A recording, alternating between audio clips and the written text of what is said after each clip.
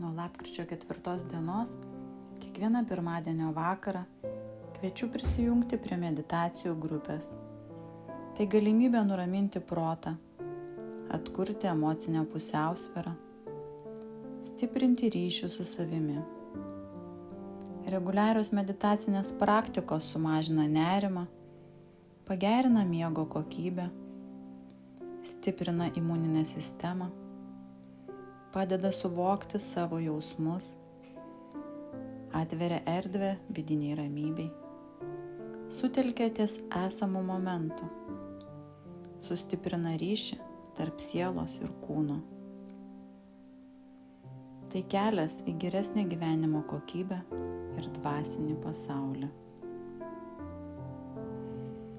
Esat laukiami kiekvieną pirmadienio vakarą.